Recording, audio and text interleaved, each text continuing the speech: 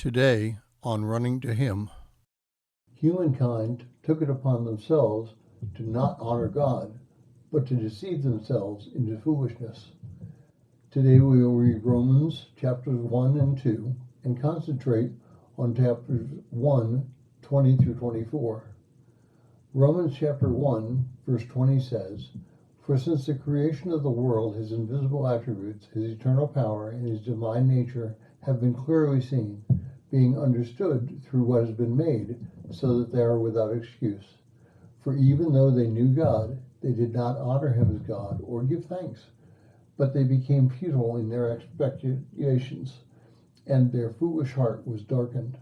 Professing to be wise, they became fools, and they exchanged the glory of the incorruptible God for an image in the form of corruptible man, of birds and four-footed animals and crawling creatures. Therefore God gave them over to the lust of their hearts, to impurity, so that their bodies would be dishonored among them." Now, today we're embarking on a grand experiment. We will be going through the Bible for a year, but not in the way that you might expect. Each day our readings will jump around the scriptures, and we will rarely be in the same book on consecutive days. It will be a unique experience for all of us. Now, the first two chapters of the book of Romans outline the depravity of the world and how all humans are in the same boat in their relationship to sin and their depravity and the result of that depravity. The world today carries with it a clearer picture of what Paul describes in the first two chapters.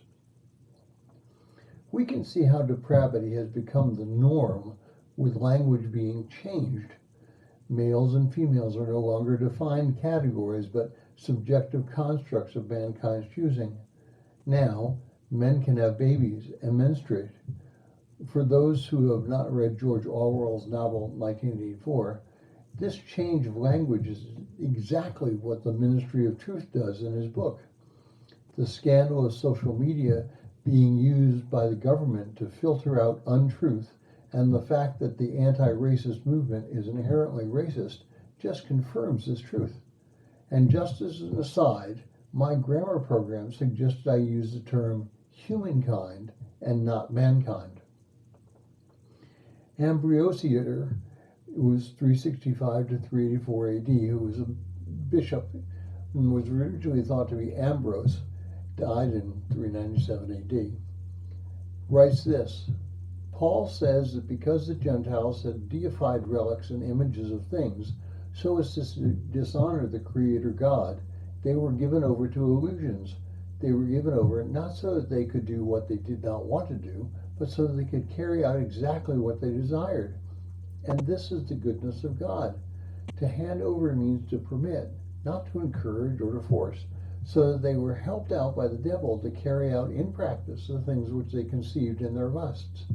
For they never thought of doing anything good, and therefore they were handed over to uncleanliness, that they might willingly damage each other's bodies with abuse. For even now there are men of this type who are said to dishonor each other's bodies. When the thought of the mind is wrong, the bodies are said to be dishonored. Is it not a stain on the body, a sign of sin in the soul? When the body is contaminated, nobody doubts that there is sin in the soul." And that's his commentary on Paul's epistles. Humans have fooled themselves into believing they are gods unto themselves and not responsible to anyone but themselves. Thank you for listening. We pray that today's devotion was meaningful to you. We would love to hear from you. You can use either Facebook or YouTube to like, subscribe, share, and tell others about us. If you would like to contact us, you can reach me at phineasjacobus@runningtohim.net.